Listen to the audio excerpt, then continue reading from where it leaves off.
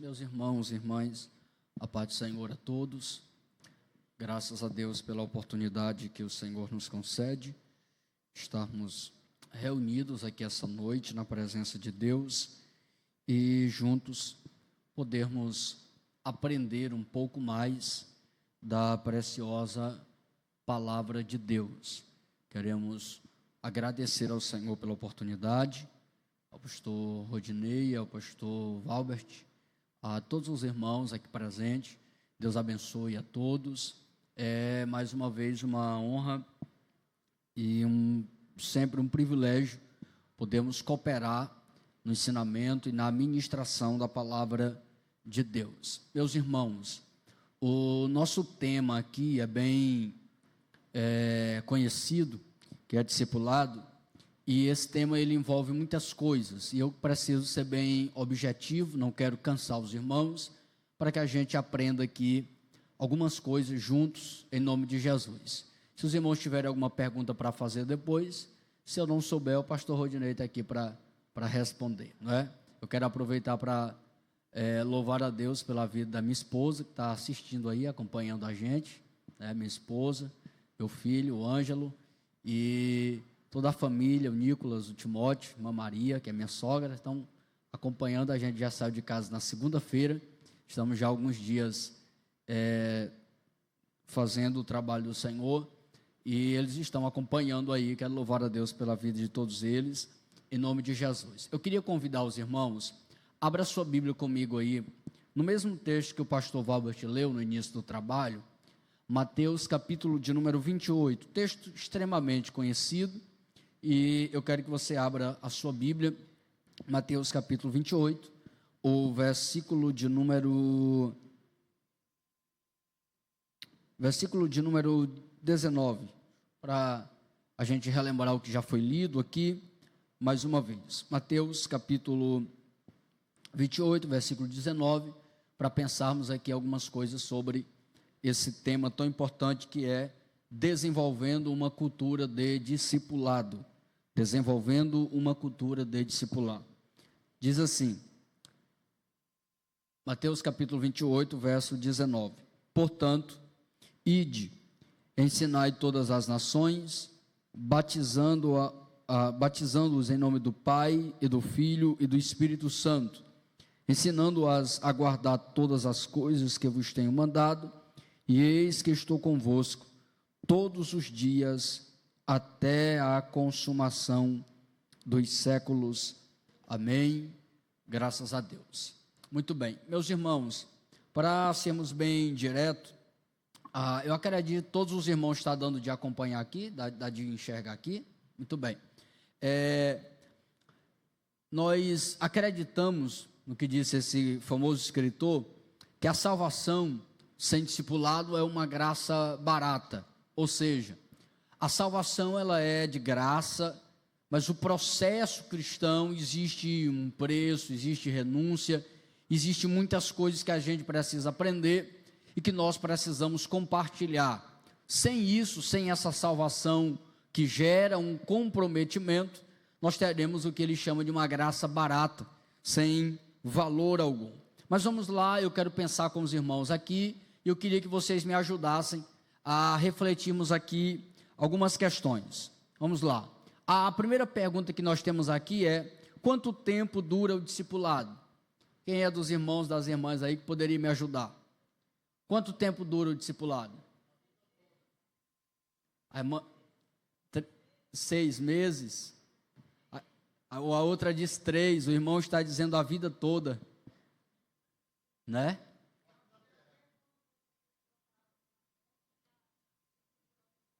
A irmã está falando até quando a pessoa está pronta, não é? Até quando, alguns dizem até quando desce as águas batismais, não é?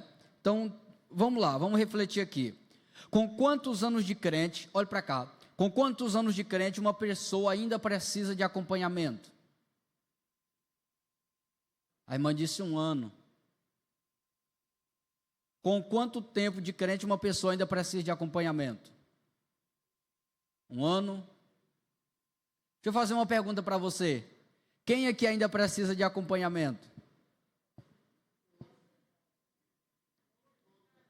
Todos, né? Todos. Eu entendo a resposta dos irmãos, né? Eu entendo. Porque a gente atrela muito isso aos novos convertidos, aqueles que estão na igreja recentemente. Eu entendo. Mas o que nós falamos no início, o tema é desenvolvendo uma cultura de discipulado.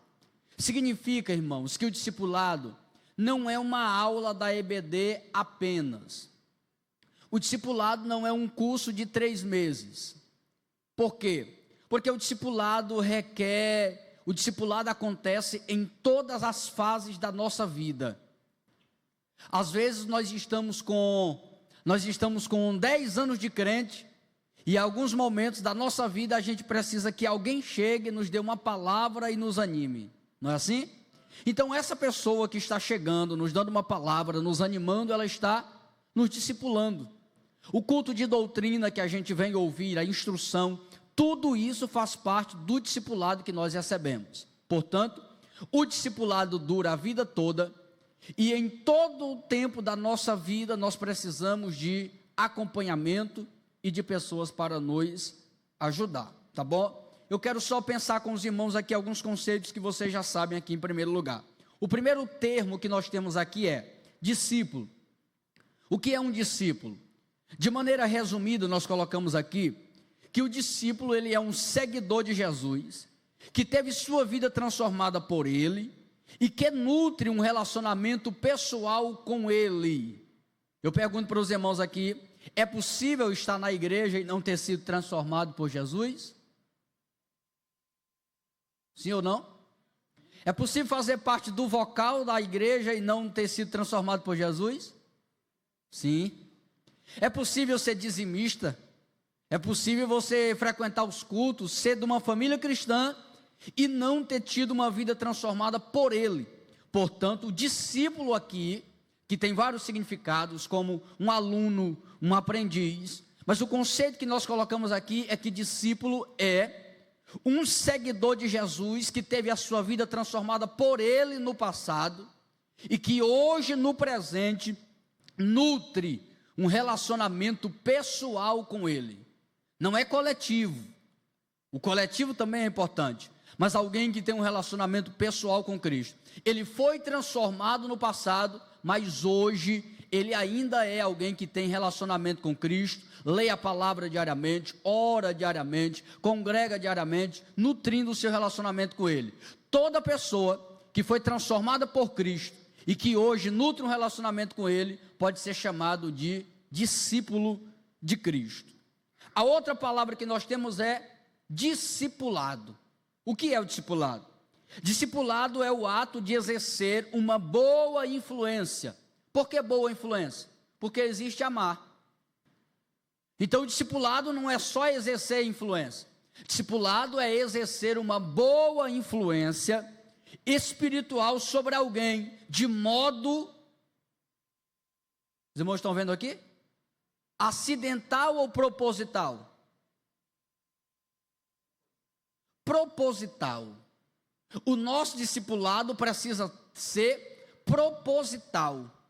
É você ajudar alguém de forma proposital. Eu vou investir nesse irmão, eu vou ajudar esse irmão, eu vou fazer eu vou convidá-lo, eu vou envolvê-lo, eu quero que ele participe, porque eu tenho um propósito, que ele também seja um discípulo de Jesus. Isso é um discipulado proposital. E existe o discipulado acidental. Ô irmão, eu tinha até esquecido de você, mas já que você veio para o culto, não é? Ô irmão, nem sabia que você estava aqui, porque às vezes, irmãos, a gente faz o discipulado meio que acidental, né? Às vezes a gente só fala com o novo convertido porque ele está no nosso caminho, e aí a gente precisa passar por ele, precisa pedir pelo menos licença, e isso é o discipulado acidental. Mas o discipulado, ele acontece de modo proposital, de forma que essa pessoa se torne mais parecida comigo. É assim? Parecida com Cristo. Essa pessoa, ela pode andar comigo, eu posso ajudá-la, eu posso visitá-la, mas ela não é meu, ela não é um produto meu. Essa pessoa precisa ser parecida com Cristo. Então, o discipulado é a capacidade é o ato de exercer boa influência, de maneira não acidental, mas proposital, findando ou resultando que essa pessoa seja parecida com Jesus todos os dias. Então, discípulo, discipulado, e agora o último termo, ou melhor, só a gente rever isso aqui, que o discipulado ele tem duas vertentes, irmãos. O discipulado tem duas vertentes. O discipulado tem a vertente que é em relação a Cristo. O discipulado em relação a Cristo é a forma como eu estou seguindo a Cristo. O discipulado com relação a Cristo é a forma como eu estou seguindo a Cristo. Tem um teólogo brasileiro chamado Jonas Madureira, que ele escreveu um livro sobre o custo do discipulado. Nesse livro, O Custo do Discipulado, ele vai falar sobre a forma como eu e você estamos seguindo a Cristo, tomando a nossa cruz e seguindo Ele todos os dias, renunciando o nosso eu. E o discipulado em relação a Cristo é como eu estou seguindo a Cristo. Mas o discipulado tem uma outra face. Qual é, pastor? É o discipulado com relação ao próximo. Em primeiro lugar, é como eu estou seguindo a Cristo. Em segundo lugar, é como eu estou fazendo para que outras pessoas sigam a Cristo. Então, o discipulado tem essas duas faces. Primeiro, como eu estou servindo. Segundo, como que eu estou fazendo para que alguém siga Jesus. Como que essa pessoa está seguindo a Cristo. Para isso, nós temos um livrozinho do Mark Dever, chamado Discipulado, Como Ensinar Pessoas a Seguir a Jesus. É um livrozinho da série 9 Marcas, que eu indico aos irmãos que puderem ler. A terceira e última palavra é a palavra discipulador. Nós já vemos discípulo, discipulado e agora discipulador. Olha só, o discipulado é um crente convertido. Parece uma redundância, né? Mas a gente está, como disse Chesterton, a gente está tendo que dizer que a grama é verde. Então, a gente tem que reafirmar o óbvio. Então, o discipulador é um crente convertido e voluntário, que tem uma relação com outros seguidores de Cristo, com o propósito de ajudá-los a permanecer, crescer e desenvolver. O discipulador, irmãos, não é o líder de uma pequena facção na igreja. O discipulador não é o chefe, usando a nossa expressão, o discipulador não é o chefe de uma panelinha na igreja. Não. O discipulador é um crente convertido, ele nutre o relacionamento com outros crentes, a fim de ajudá-los a permanecer, crescer e desenvolver na obra do Senhor. Vamos para essa parte aqui em segundo lugar, o discipulado à luz do texto bíblico do que nós acabamos de ler. Eu estou fazendo um pouco corrido para que a gente tenha uma visão panorâmica sobre isso. Vamos lá. O discipulado bíblico é baseado na autoridade de quem, irmãos? Jesus ressuscitou e disse: todo o poder é me dado no céu e na terra. Sabe o que Jesus está dizendo? Eu vou dar uma ordem para vocês, mas eu quero que vocês não esqueçam que quem está dando essa ordem tem poder ou todo o poder? Todo poder no céu e na terra. Quem está dando essa ordem é o Cristo vivo, poderoso, e é Ele quem está mandando, é Ele quem tem autoridade e poder para mandar. E tem um provérbio que diz que quem tem autoridade, quem tem, como é, me lembra aí? Manda quem pode, tem juízo, e quem obedece quem tem juízo. Obrigado, irmãos. Quem mandou aqui pode? Então quem mandou aqui tem todo o poder. Então o discipulado é baseado na autoridade do Cristo vivo. Então isso aqui não é uma invenção dos pastores, de alguns irmãos. Quem mandou foi Jesus. O discipulado bíblico é uma ordem como, irmãos? Específica de Cristo. Portanto, ide e ensinai. Portanto, ide e façam discípulos. Irmãos, olhe para cá, por favor. Imagine que você que é mãe, saia de casa e diga assim, ó, chama os filhos e diga assim: meus filhos, eu quero que vocês encham as jarras na geladeira. Peguem a jarra da geladeira e encham. Quando você chega em casa, o seu filho lhe recebe com um abraço, lhe dá um cheiro e diz assim, ó: mãe, eu varri a casa. Você fica contente. Mãe, eu tirei as roupas do varal. Mãe, eu fiz uma faxina no quarto. E você vai dizer, que bom, graças a Deus. Aí você senta na mesa e diz assim, pois agora traga uma água gelada para mim. Aí ela vai dizer, mãe, eu não enchi as jarras. Mas eu limpei o quarto. Eu limpei a casa. E você vai dizer o quê? Não foi isso que eu pedi para você fazer. Eu pedi para você encher as jarras. O que Jesus está dando aqui é uma ordem específica, irmãos. E tem algo que me deixa preocupado. É que o pastor Josué Campanhã disse que Jesus mandou evangelizar e discipular. O resto foi nós que inventamos. Jesus mandou evangelizar e discipular e o resto foi nós que inventamos. E eu temo nós chegar no céu e Jesus dizer, vocês não encheram a jarra. Vocês deixaram de fazer aquilo que eu pedi para vocês fazerem. Senhor, mas a gente fez tantas outras coisas. Mas a ordem específica de Cristo é discipular. Fazer discípulos. Terceiro, o discipulado bíblico tem uma área de atuação. E onde é? Todas as nações. O discipulado bíblico, ele se manifesta pela forma do batizando e ensinando. Depois, o discipulado bíblico tem um propósito, que é ensinar a guardar.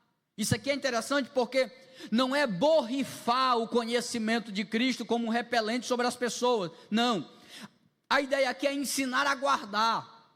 É ensinar, é repetir, é inculcar na cabeça da pessoa até que ela tenha guardado no coração. E colocar em prática. Então, o propósito do discipulado é ensinar de verdade. E eu ouvi, parece-me que, eu não lembro o ano, 2013, 2014, o pastor parece que é Eliezer Lira, parece até faleceu, e ele disse algo interessante numa ministração, eu era adolescente, mas eu lembro, ele disse assim, você pode usar todos os recursos necessários, você pode falar por 2 horas, por 4 horas, você pode fazer o que você quiser, se a pessoa não aprendeu, você não ensinou. Só é ensinamento quando há aprendizagem. E Jesus está dizendo que o nosso propósito aqui não é brincar de discipulado, não.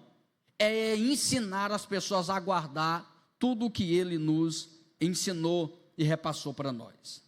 O discipulado bíblico está coberto por uma promessa. Estou convosco. Quem aqui já ouviu a expressão que diz assim, trabalhar com gente não é fácil. Você concorda com essa expressão? Eu concordo. Não é fácil. E discipular é trabalhar com pessoas. Só que existe uma promessa de Cristo para quem está envolvido nesse movimento, que é a presença dele conosco. Ele está com uma igreja envolvida na evangelização e no discipulado. Amém, meus irmãos? Muito bem. Pastor, já que o discipulado é uma ordem específica de Cristo e Ele mandou, por que muitas vezes nós não discipulamos? Eu quero pensar com os irmãos algumas razões, por que muitos crentes não discipulam. Primeira razão, falta de, ficou faltando uma letra aqui, falta de fervor espiritual. Olhe para cá, falta de fervor espiritual. Não é falta de curso, o curso ajuda. Não é falta de incentivo, o incentivo é bom. Mas o âmago do motivo pelo qual a igreja não discipula é a falta de fervor espiritual. Por quê, pastor? Porque quando o crente está fervoroso, ele está envolvido com Deus e com a sua obra. Quando o crente está frio, tudo para ele gera uma desculpa para ele não ir à igreja. Vocês já perceberam isso? Eu gosto de lembrar que o dicionário diz que fervor é estado daquilo que ferve, é ardência, é zelo, é dedicação, é piedade, é diligência, é aquele fogo do novo convertido que bem cedo à tarde ele já está pronto, arrumado para o culto, e ele está contando as horas para chegar o momento de ir para a igreja. Isso é fervor. Quando o tempo vai passando, qualquer coisinha, muitas vezes, vai nos tirando do culto. E às vezes, aqui para a gente ser sincero, como diz um certo pastor, não é cansaço, é desânimo mesmo, não é? Às vezes não é cansaço, às vezes é falta de fervor. Então, se eu não vou para a igreja porque eu não sou fervoroso, eu vou levar outra pessoa para a igreja? Se eu não tenho o hábito de ler a Bíblia porque eu estou sem fervor, eu não vou incentivar outra pessoa a ler. Se eu não tenho a prática de ir à escola dominical, de estar no culto de doutrina, eu não vou ter a preocupação de ensinar outras pessoas a fazerem isso. Então, qual é um dos principais motivos pelos quais os crentes não discipulam? Falta de fervor espiritual. Irmãos, alguém me disse uma vez que o principal sintoma de alguém que não está indo para o céu é quando ele não está interessado em levar outras pessoas para lá. Quem está indo para o céu tem interesse de levar outras pessoas com ele. E todo crente fervoroso se preocupa com a evangelização e o discipulado de outras pessoas. Segundo motivo pelo qual nós não discipulamos da maneira correta ou não fazemos. Qual o motivo? Autoritarismo. O pastor Ronaldo Lindório disse uma vez, irmãos, que estava com um jovem cuidando dele, recebendo ele e tratando e tudo, e o pastor gostou dele e disse: muito bem, meu jovem, você queria comer uma pizza com a gente depois do culto? Aí o jovem disse: pastor, deixa eu ligar bem aqui para o meu pastor. Pastor, eu estou aqui com o pastor Ronaldo Lindório, eu queria saber se eu posso ir comer uma pizza com ele depois do culto. Isso não é discipulado, irmãos. Isso é autoritarismo. Existem pessoas que eles se apegam, eu não sei se vocês conhecem, mas tem gente que tem ciúme de amigos, não é? Tem gente que tem ciúme de amigos. Então você é meu amigo e você não pode ser mais amigo de ninguém. E não é assim. O discípulo não é meu, o discípulo é de Cristo. E existem alguns que são tão autoritários que eles até limitam o crescimento do discípulo. E se o discípulo começar a pregar mais do que ele, se dedicar mais do que ele, se destacar mais do que ele começa diminuindo e fechando e atrapalhando o crescimento desse discípulo, dessa pessoa que ele está ajudando. Então, discipular é orientar, é ajudar, é aconselhar, não é dominar todas as partes da vida dessa pessoa, impor medo, né? Impor medo. O movimento neopentecostal colocou isso para nós. Aí eles vão quase que lançando maldição. Se tu me abandonar, tu vai sair debaixo dessa cobertura espiritual. Aí começa essas coisas, e em vez do discípulo ter respeito e admiração, ele tem temor, ele tem terror, porque ele não tem um discípulo, ele tem um ditador que está querendo dominar toda a vida dele. Discipulado não é autoritarismo. Outro motivo pelo qual nós não realizamos o discipulado, e essa aqui para mim é a pior, qual é? Egocentrismo. Irmãos, como os irmãos, antes de ministrar para os irmãos, eu ministro para mim. Eu não sou um profissional, eu me preocupo com tudo que estou dizendo. E esse aqui talvez seja um dos principais motivos que nos impedem de realizar um bom discipulado. O que, pastor? O nosso ego, o nosso orgulho. Não, pastor, que é isso? Eu sou uma pessoa simples e humilde. E quando eu era menino, eu pensava que o pobre era humilde e o rico era orgulhoso. Aí a gente pensava: olha o irmãozinho todo necessitado, que pessoa humilde, não é? Mas na verdade não. Um livro chamado Amado Timóteo, compilado por Tom Ascol, parece que é esse o nome. Ele tem um escritor que eu não lembro agora, eu acho que o pastor Rodney pode lembrar, que ele fala sobre cultive a humildade. Nesse livro ele diz que o orgulho é a camisa da alma, é a primeira que a gente veste e a última que a gente tira. O pastor Josué Brandão diz que o orgulho é o pecado que mais nos torna parecidos com o diabo. E o que é o orgulho? É a pessoa, irmãos, o orgulhoso. Das manifestações desse ego é alguém que só está preocupado consigo mesmo. Tem gente que, se ele estiver bem e o mundo todo estiver mal, para ele não há problema nenhum. Ele não está preocupado com ninguém, desde que ele esteja bem. Desde que ele esteja bem. Então o que é isso? Olhe para cá. Muitas vezes nós vimos, a gente sai de casa, vem para o culto, senta confortavelmente, ouve a palavra de Deus, mas a gente nem sequer lembra de alguém que não veio à igreja. A gente nem sequer lembra do novo convertido que aceitou a Cristo. Por quê? Não, eu estou aqui, quem quiser que se vire. Desde que eu esteja na igreja, o importante é que eu esteja aqui. Nós precisamos nos preocupar com outras pessoas. Nós precisamos. Olhe, pensa comigo aqui. Vamos pensar aqui. Você sente falta quando alguém falta ao culto? Você se lembra do novo convertido quando ele falta ao culto? Os irmãos, eu digo lá na congregação que eu dirijo, que os irmãos já perceberam o tanto que nós estamos zapeados, tecnológicos. Como, pastor? O irmão está 6 meses, o novo convertido está 6 meses sem vir ao culto. Aí num determinado dia ele sai do grupo da congregação. O que acontece? Os irmãos ligam para o pastor: pastor, o senhor viu? O que está acontecendo, pastor? O irmão saiu do grupo. Pastor, o irmão não está mais no grupo da igreja. Não, irmãos, ele saiu do grupo da igreja hoje, mas ele já está há 6 meses sem vir para a igreja. E talvez você só percebeu agora que ele saiu do grupo. Precisamos nos preocupar com outras pessoas. Com outras pessoas. Um outro grande impedimento do discipulado é o entretenimento e ativismo. Irmãos, eu gosto de pensar assim, pensa comigo aqui. Lá na Faísa, lá onde a gente trabalha, é um interior, é um povoado, e lá não falta programação.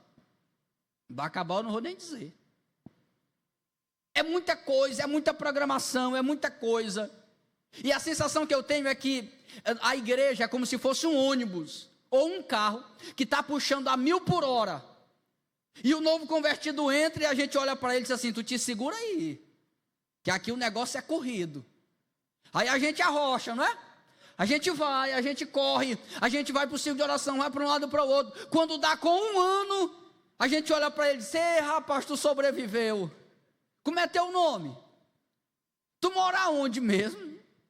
Não, eu já estou com 1 ano aqui nessa igreja.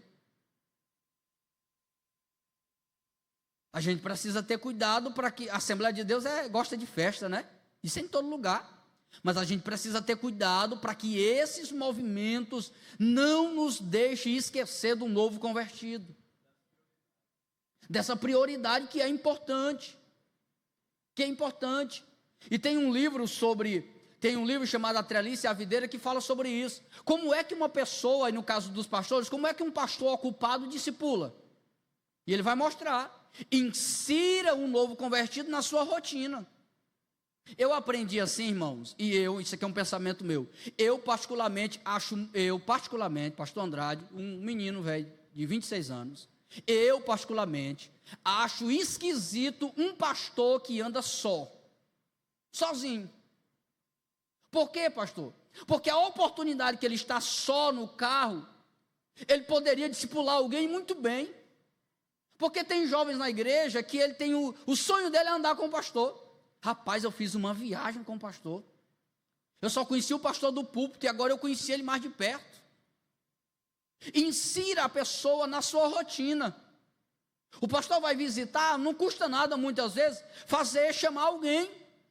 Eu tenho um colega que o pastor dele disse assim: ei, eu quero que tu vá lá no templo e arrume umas cadeiras da igreja que estão com problemas, algumas poltronas. E ele já ia saindo e o pastor disse: tem um detalhe, não vá só. Chame alguém para ir com você. Todos nós somos ocupados, a correria é muito grande. Vamos dar um jeito de inserir as pessoas de alguma maneira na nossa rotina, para que a gente possa desenvolver esse discipulado. Os irmãos estão entendendo até aqui? Ainda estão acordados? Amém? Pastor, quais são as consequências da falta do discipulado? Isso aqui eu vou só citar devido ao tempo. Primeira consequência: crentes espiritualmente doentes. Irmãos, hoje nós nós temos tantas aberrações que faz até vergonha a gente nomear. Tantas coisas em nome da fé, tantas coisas em nome da Bíblia, tantas coisas em nome do Evangelho, crentes que não foram discipulados, crentes que são supersticiosos e não espirituais. Eu disse para os crentes lá na congregação que eu trabalho, eu não sei quem foi que ensinou os crentes que se abrir a Bíblia no Salmo 91, o diabo foge. Eu não sei quem ensinou. Porque lá em Mateus capítulo 4, qual foi o texto que o diabo citou para Jesus? O Salmo 91. Então o Salmo 91 não repreende ele assim não. Ele já conhece e conhece bem. São crentes que são supersticiosos e não espirituais, crentes doentes, porque não foram discipulados e orientados. Incapacidade de reprodução espiritual. Terceiro, queda no crescimento saudável da igreja. Toda a igreja precisa crescer. O pastor Hernando de Lobos gosta sempre de explicar. Não é o que faz a igreja crescer, não é essa a pergunta, ele diz. É o que é que está impedindo a igreja de crescer, porque a igreja é um organismo vivo e naturalmente ela deve crescer. Aí tem gente que diz assim, não, números não importa. Importa, irmão. A Bíblia tem um livro com o nome de Números, que é para contar o povo, né? É para contar o povo. Então, o número importa. A gente não pode fazer de qualquer maneira, mas é preciso que haja um crescimento saudável da igreja. E como que isso funciona, pastor? Com discipulado. Com discipulado. Vulnerabilidade diante das seitas e heresias. Irmãos, todo crente que foi bem discipulado, ele gosta de culto de ensino e escola dominical. Porque ele foi bem orientado. E todo crente que está envolvido nesses trabalhos de aprendizagem, ele não é vulnerável diante das seitas e heresias. Porque Lloyd Jones dizia que todas as pessoas que são levadas por vento de doutrina, geralmente as que não gostam de doutrina. As que não gostam da doutrina, do ensinamento. Então a gente precisa ensinar, e a gente, quando a gente ensina, a gente não vai precisar estar preocupado em fortalecer a cerca, como disse alguém. Só precisa melhorar a qualidade do alimento, e as pessoas não sairão. Alguém perguntou para um pastor e disse assim, o senhor não se impressiona de ver essas igrejas lotadas com promessas de enricar, de prosperidade, de milagres? Ele disse, não me impressiono não. Isso aí qualquer um faz. Agora eu quero ver esvaziar uma igreja que tem a palavra de Deus. Crente que ama a palavra de Deus, que gosta da palavra de Deus, ele não é vulnerável diante de seitas, de heresias, de todas essas ideologias que estão aparecendo no nosso tempo. E um outro problema quando falta discipulado é analfabetismo bíblico. Em algumas igrejas a gente pode tirar essa palavra semi aqui, né? Em algumas igrejas a gente pode tirar. Algumas igrejas a gente pode tirar, né? Aí de vez em quando os crentes estão dizendo, faz por ti que eu te ajudarei. Está na Bíblia, pastor, né? Deus ajuda quem cedo madruga. E os crentes vão citando como se estivesse na Bíblia, né? Como se estivesse na Bíblia. E assim vai. E tantas outras coisas, da mais simples. De madrugada a fila é menor. Como é? Isso. Deus escreve certo por linhas tortas, né? E tem alguns que, se precisar, ainda inventam um capítulo, versículo. Irmão, nós temos um povo que não conhece de Bíblia. O pastor Elinaldo Renovato, no livro As Ordenanças de Cristo nas Cartas Pastorais, ele disse lá nesse livro, que eu tenho até vergonha dessa pesquisa, ele disse que 57% dos pastores nunca leram a Bíblia toda.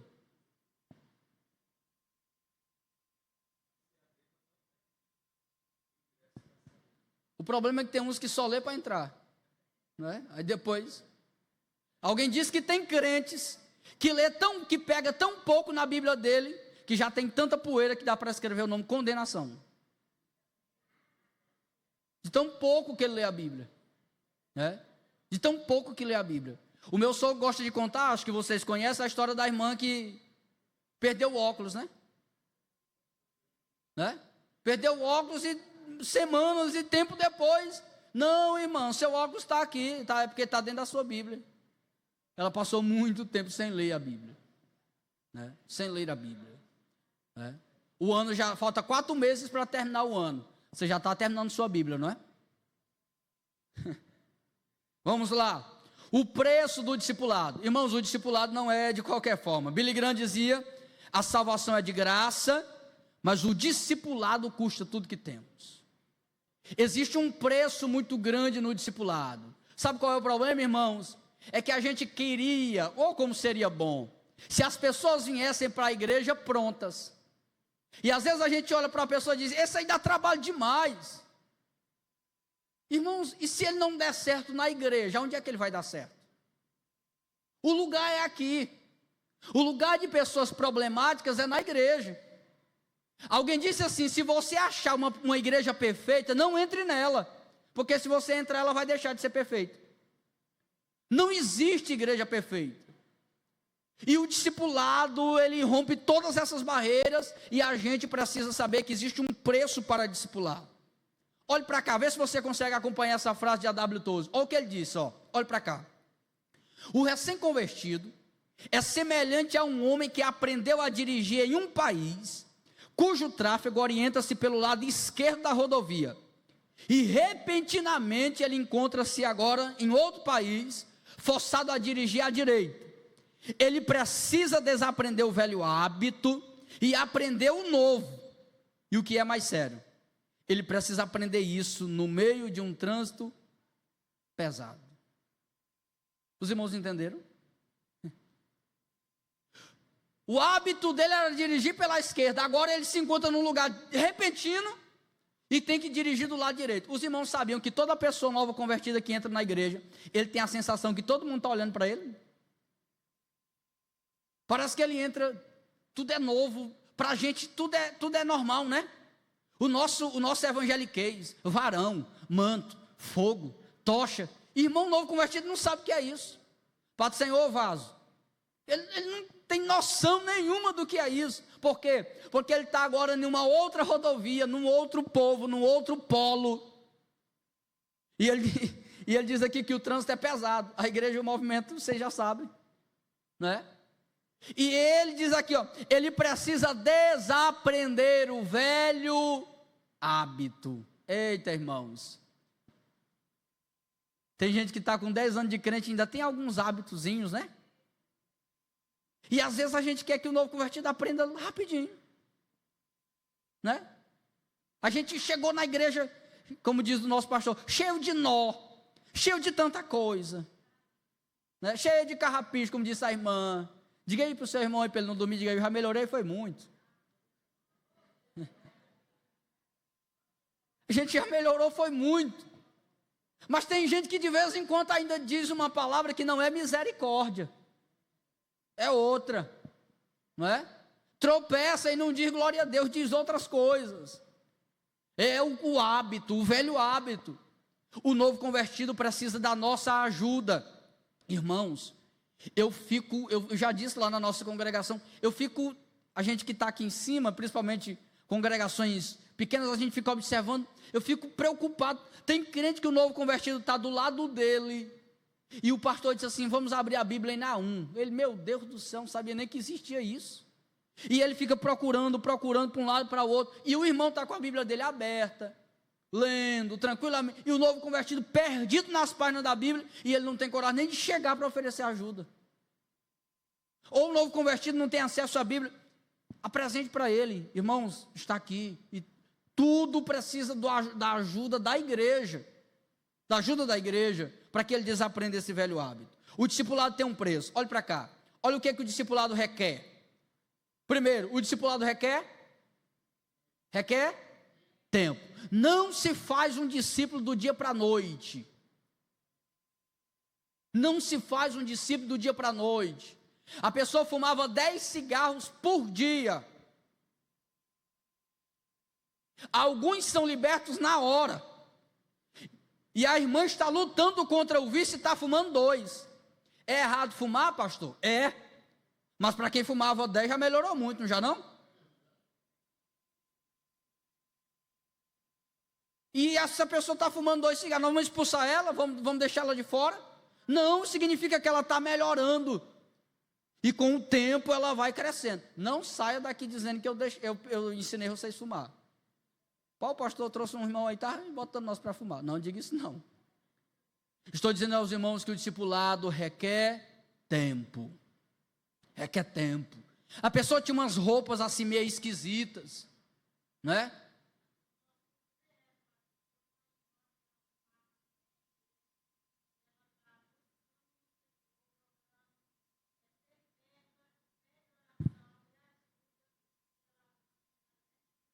Glória a Deus.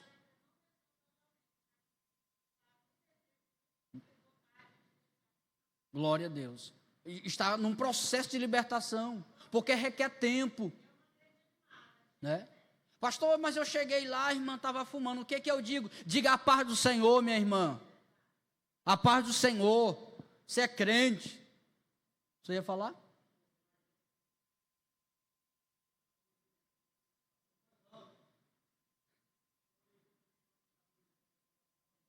Sim.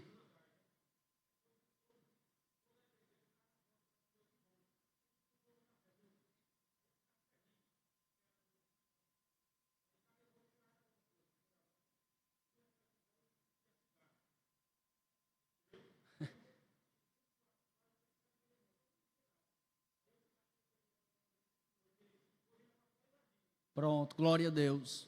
Glória a Deus. Então, irmãos, o evangelho tem poder, mas a gente precisa entender que o discipulado requer tempo. Outra coisa, o discipulado requer o quê, irmãos? Paciência. Ô, irmãos, eu acho que a minha esposa ainda está me ouvindo, ainda assistindo. Nós temos um filho, meu primeiro filho é o Anjo, está com 4 meses. 4 meses. Aí vocês sabem que nos primeiros meses a criança não dorme direito e nem deixa a mãe dormir, não é? E se o marido dormir, a mulher fica zangada porque ele está dormindo, né? Tem tudo isso. Aí, irmãos, a criança chora, não é? A criança não quer dormir, a mãe não sabe do que se trata. Aí tinha hora que eu entrava no quarto, a criança chorando e a mãe chorando do outro. Aí eu pergunto para os irmãos, nós vamos pegar essa criança e jogar pela janela? Não. Paciência, não é? Paciência. Se o novo convertido for trabalhoso, né? Eu coordenei um grupo de jovens para discipular. Aí a gente se reunia toda semana para prestar relatório. Como é que está o jovem que você está discipulando? Como é que está o fulano? Aí ele dizia, pastor, eu não vou mais. Ele diz que vem para o culto e não vem, fica enrolando a gente. A gente diz que vai lá para buscar ele, chega lá, ele ainda vai banhar, a gente tem que esperar ele. Chega no culto quase 9 horas. Eu não vou mais atrás dele. Paciência. Marca o horário e na hora não vai. Paciência. Tem novo convertido que vê a gente entrando numa rua, ele vai pela outra, fugindo da gente, com vergonha da gente. Paciência. Se o novo, olha para cá, se o novo convertido for desanimado, paciência. Agora tem um detalhe. Se o novo convertido for muito animado, paciência. Porque tem hora que o novo convertido ele chega e ele está com 2 dias de crente e a gente pensa que ele é mais crente do que a igreja todinha, não é? Avivado do fogo, o glória a Deus mais alto é o dele, todo evangelismo ele está na casa do pastor, ele está na casa das irmãs, ele vai, eu conheci um que quando não tinha culto, no dia que não tinha culto na igreja dele, ele ia para um ensaio em outra igreja, ele quer estar no meio, ele quer estar envolvido. Aí tem irmãos que dizem assim, que apaga o fogo do novo convertido e diz, não precisa disso tudo, não é? Eu já fui desse jeito. Outros ficam dizendo, isso aí é fogo de palha. E a gente precisa ir orientando como fogo de churrasqueira. Os irmãos sabem como é, né? O fogo de churrasqueira. Que a gente não apaga ele, que ele precisa estar. Mas a gente vai controlando devagarzinho, ensinando. Ele quer jejuar logo 30 dias seguidos. E a gente precisa ir orientando devagarzinho. Então, se ele for muito devagar, paciência. Se ele for muito avivado, se ele for muito dedicado, principalmente as pessoas que tiveram uma vida muito pregressa, eles querem descontar o prejuízo, eles querem recuperar o tempo perdido, e eles entram na igreja de coração, de cabeça. Precisamos ter paciência com essas pessoas. Amém? Outra coisa, o discipulado requer investimento. O discipulado requer investimento. Eu já brinquei que eu tenho o dom, pastor Valbert, eu tenho o dom de dar a Bíblia para novo convertido e ele se desviar. Já aconteceu isso com você? Você presentear alguém com um livro, com uma gravata, com uma Bíblia e ele se desvia. Aí o que a gente faz muitas vezes? Na hora que aparece outro novo convertido, a gente diz, dou nada. Dou mais não. Nessa eu não caio mais. Só que talvez esse é diferente daquele. E você está tratando da mesma maneira. Pastor, e a Bíblia que eu dei e que o novo convertido se desviou? Era um investimento? Era. E por que ele não permaneceu crente? Porque o discipulado é um investimento para a eternidade, irmãos. O discipulado é um investimento para a eternidade. Eu tenho um amigo pastor que diz que Jessé tinha um rei dentro de casa e não sabia. Você não sabe o futuro da pessoa que Deus colocou no seu caminho. Então invista, tá? Invista. Eu tenho um colega pastor que nós realizamos um retiro, são de terça a domingo, culto manhã, tarde e noite. A gente se acampa no local, é um trabalho extraordinário da igreja lá onde a gente congrega. E um colega pastor foi levar uma caravana e a irmã ligou para ele e disse, pastor, eu não vou poder ir, porque eu preciso, se eu for, não tem como eu comprar o remédio do meu filho que vai precisar, que ele toma remédio, eu preciso comprar. O pastor disse, não se preocupe, irmã, eu vou pagar, mande o Pix. A irmã mandou, parece que era R$340. Ele disse, eita, eu não sabia que era isso tudo. Aí o pastor pagou. A irmã foi para o retiro. Sabe o que aconteceu com ela? Ela foi batizada com o Espírito Santo. Ela foi batizada com o Espírito Santo. O investimento que você dá para alguém, né? Irmãos, um novo convertido ganhar uma gravata, ganhar um presente, ganhar uma Bíblia, uma irmã, o discipulado requer investimento. Investimento financeiro, investimento de tempo. O tempo que você tira para ir aonde alguém, para conversar com alguém, é um investimento para a eternidade. Porque se a pessoa não retribuir, o céu está anotando tudo e vai retribuir você. O discipulado, por último, requer compromisso permanente. Não desanime. Sim, senhor. Sim.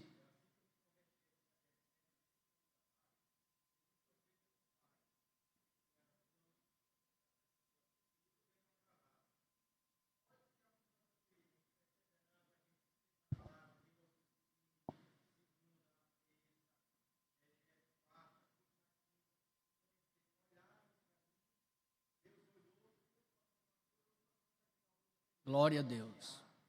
Glória a Deus. Muito bem. Glória a Deus. Deus abençoe, né? O discipulado requer investimento. No caso do nosso irmão aqui, houve muito resultado. E requer compromisso permanente. O que é isso? Se decepcionou com alguém, continue com outro, não é? A pessoa não quis, se desviou, não teve, você fez de tudo, não quis, tudo bem, né? Porque teve gente também que Jesus evangelizou e ele não quis ser crente, vocês sabem disso, né? Jesus pregou para o filho pródigo, para o jovem rico, ele disse, não vou querer não. Então vai ter gente que a gente vai fazer de tudo e ele decidiu não querer. Invista em outra pessoa, ensine outra pessoa, não desanime, não desista, mantenha um compromisso permanente. Mantenha um compromisso permanente. Eu vou só dizer aqui, a pessoa do discipulador, olhe para cá, irmãos. Fazer um discípulo significa o quê? Produzir uma cópia. Irmãos, agora isso aqui, eu não sei se me alegra ou se me entristece. Eu acho que esse camarada, ele conseguiu resumir o discipulado de uma forma tremenda. Fazer discípulos é produzir uma cópia. Agora pense comigo. Se tivesse dor de você na igreja, era bom ou era ruim?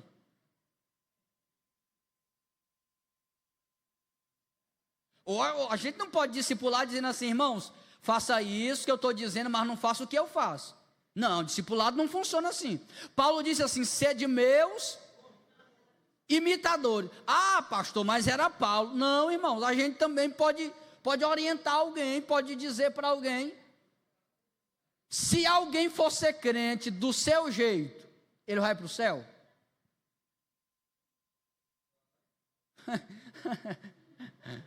Tem que ir, né, irmãos? Tem que ir, né? Se tivesse alguém na igreja, se tivesse mais uma pessoa na igreja que orasse do seu tanto, era um bom crente? Se lesse a Bíblia do seu tanto, era um bom crente? Se congregasse do seu tanto, era um bom crente? Isso aqui é para a gente refletir, porque discípulo é fazer uma cópia. E o que é que o discipulador precisa, pastor? O discipulador precisa ter nascido de novo. O discipulador precisa ter nascido de novo. Deixa eu dizer algo para os irmãos. Olha, a palavra converter, eu gosto sempre dessa definição. A palavra converter é uma palavra latina que significa que quer dizer totalmente, e vetere, que quer dizer virar. Então a palavra converter significa virar totalmente. As pessoas, tem gente no mundo que está fazendo shows mundanos, que está bebendo, se prostituindo, fazendo tudo isso. Quando ele termina, o que ele diz? Obrigado, Senhor, por mais esse trabalho realizado. Usam a Bíblia, usam o nome de Deus, usa tudo, mas não nasceram de novo. Eu estava vendo com o pastor Carneiro, no Rio de Janeiro, você pode pesquisar depois, o complexo de Israel. O que é o complexo de Israel, pastor? É um criminoso que diz que é crente, que é pastor, e que tomou o morro. Não vende droga, mas ele obriga as pessoas a terem outros sistemas. E ele disse que a tomada do morro foi uma promessa de Deus para a vida dele. Usando armas, ameaçando pessoas, fechando algumas igrejas católicas dentro do morro. Tudo isso em nome de Deus. Alguns estão no vocal dos crentes, com a Bíblia de crente, com o jeito de crente, com a aparência de crente. Deixa eu dizer para os irmãos, para a gente entender isso. Se eu pegar algum crente aqui dessa congregação e botar dentro de uma garagem, depois de um ano, essa pessoa se transformou num carro? Pastor que pergunta. Não, irmão, não virou um carro. Porque não é porque está na garagem que é carro. Não é pelo fato de estar na igreja que é crente. Então o discipulado precisa ser desenvolvido por alguém que nasceu de novo. Por alguém que já se converteu, que já virou totalmente. E se você está na igreja e nunca teve uma mudança radical na sua vida, que o mundo vai chamar de fanatismo, que o mundo vai chamar de farisaísmo, que o mundo vai chamar de legalismo, que o mundo vai chamar de tudo isso. Se você não teve uma mudança uma mudança radical, provavelmente você não nasceu de novo. Segundo, o discipulador precisa vencer as barreiras interpessoais, tanto de você para com ele, como ele para com você. O discipulador precisa crer no poder transformador de Jesus, porque tem gente na igreja que não acredita que Jesus transforma algumas pessoas. Tem ou não tem? Isso aí eu só dou um mês para ele. Não segura. O discipulador precisa ter um propósito correto. Aí um rapaz chega para o pastor Robert e diz assim: pois é, pastor, eu estou vendo uma jovem nova convertida na igreja, e aí eu vou discipular ela. Eu vou discipular ela para Jesus, e aí vai que sobra para mim também, não é? Não. O discipulador precisa ter um propósito correto.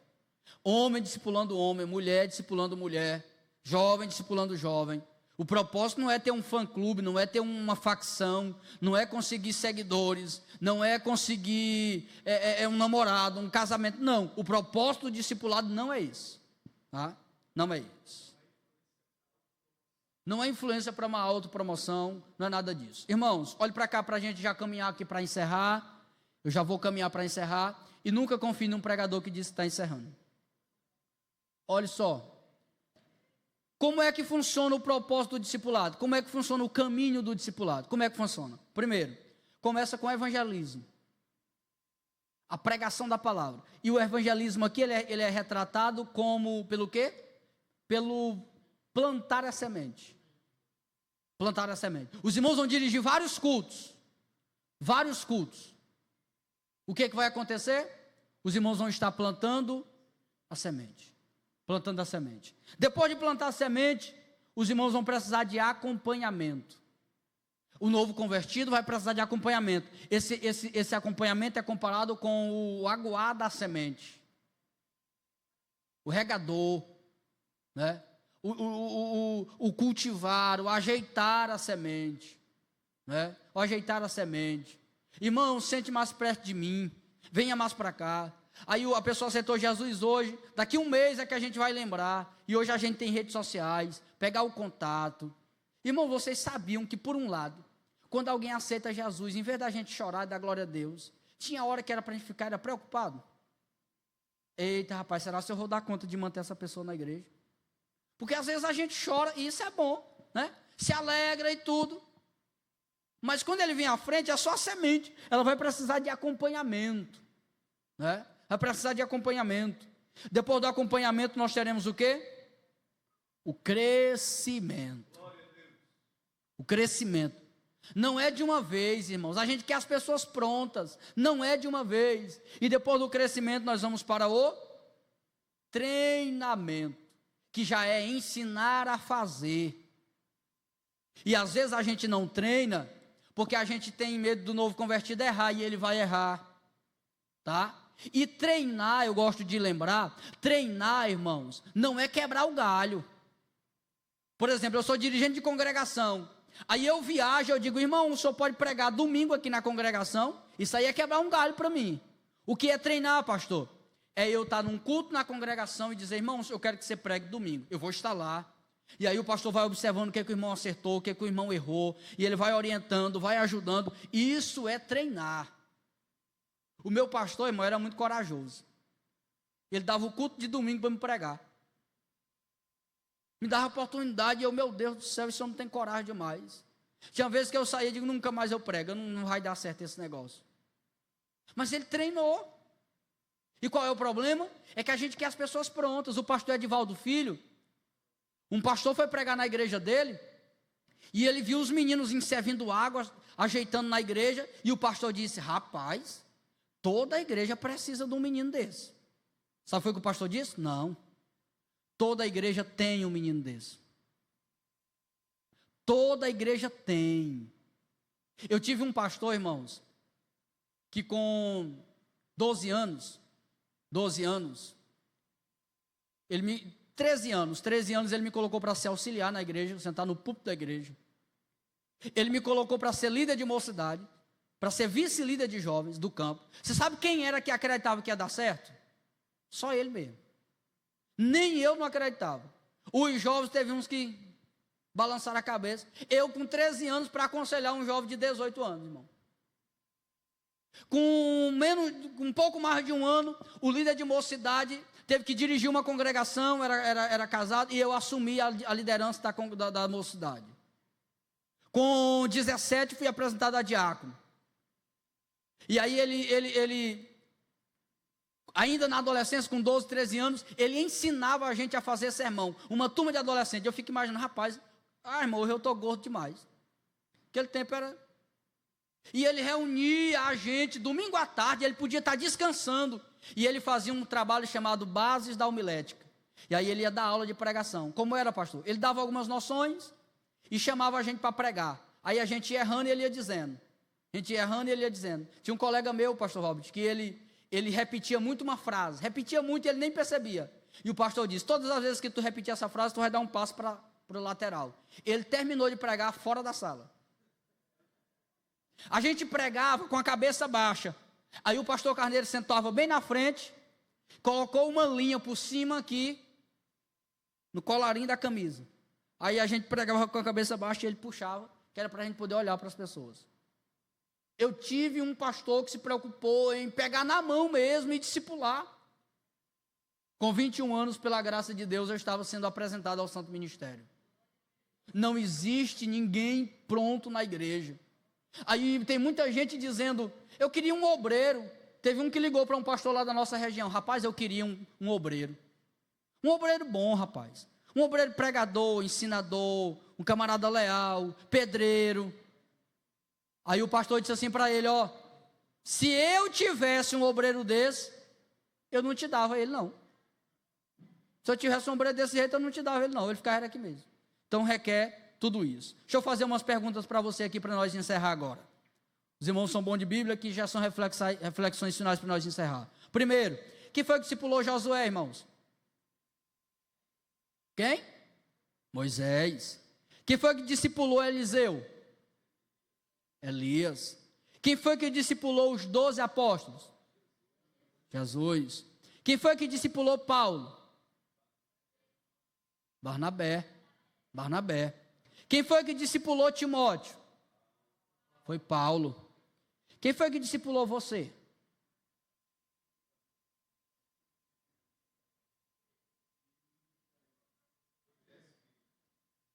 Pastor, hoje não está dizendo, pastor Jesus Filho. Aí você teve alguém no seu caminho, né, que lhe ajudou, alguém que lhe deu uma palavra, alguém que lhe ajudou de alguma maneira. Alguns foi uma pessoa em específico, outros foram mais pessoas, não é? Mas de alguma forma a gente teve um pastor que um dia deu uma palavra e aí a gente, né? Muita gente foi acrescentando, né? Muita gente foi acrescentando. É uma pequena exceção de pessoas, que foram ser crentes e permaneceram assim, na força mesmo, né? Na força. Mas a maioria teve alguém que orientou, que ajudou, como disse o irmão, que deu uma gravata, que deu uma palavra, teve alguém que fez isso. Agora a última pergunta vamos de novo? Quem discipulou Josué? Quem discipulou Eliseu? Quem discipulou os 12? Quem discipulou Paulo? Quem discipulou Timóteo? Quem discipulou você? Por último, a quem você está discipulando?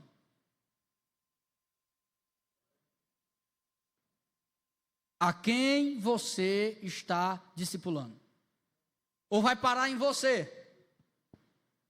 Alguém teve paciência com você, alguém lhe visitou um dia, alguém lhe deu uma palavra. Por exemplo, o irmão disse que ganhou uma gravata. Ele precisa dar uma gravata para alguém, não é? Ele precisa ajudar alguém, né? Alguém teve a paciência de me ensinar a pregar. Eu preciso ensinar alguém. Não pode parar em nós. Não pode parar em nós. Fique de pé para nós orarmos juntos, em nome de Jesus. Eu vou encerrar dizendo essa frase aos irmãos, que é a frase de um livro do pastor Iago Martins. Qual é, pastor? Faça discípulos, faça discípulos, faça discípulos, ou morra tentando. Faça discípulos, ou morra tentando. Os irmãos, vamos orar juntos, amém? Vamos orar juntos. Glória a Deus. Os irmãos estão disponíveis para continuar ajudando mais alguém, amém? Glória a Deus, glória a Deus. Meus irmãos, eu quero agradecer a vocês pela paciência, agradecer vocês terem suportado esse tempo aqui. Espero ter contribuído de alguma maneira para o crescimento dos irmãos e que a gente, você, possamos melhorar daqui para frente para a glória de Deus. Amém? Glória a Jesus. Sim, Senhor.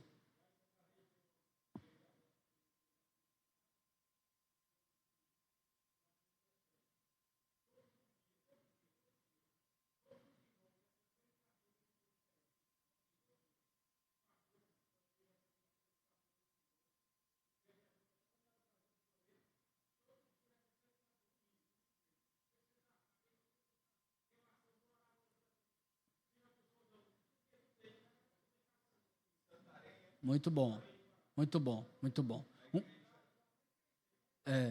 Ligue para alguém, mande mensagem para alguém. Nós não somos na igreja, irmãos, gangues, nós somos uma família, né? Nós somos uma família e precisamos estar unidos para levar mais pessoas para o céu. Você já parou para pensar, quando você chegar no céu e a pessoa disser assim: eu estou aqui por conta de Jesus, mas eu também estou aqui por conta de você. Você me ajudou, você teve paciência comigo, você me orientou, você me ajudou muito. Não há galardão e recompensa maior do que essa. Glória a Deus. Você pode levantar assim a sua mão para nós orarmos? Glória a Deus. Querido Deus e Pai, te louvo por tua graça, bondade e misericórdia. Obrigado pelo privilégio de estarmos aqui, Senhor. Eu quero rogar ao Senhor que nos ajude a melhorar, a avançar. Senhor, corrige os nossos erros e as nossas falhas. nos dê força, graça e disposição. Obrigado porque o Senhor botou pessoas para nos ajudar, colocou pessoas no nosso caminho para nos ajudar.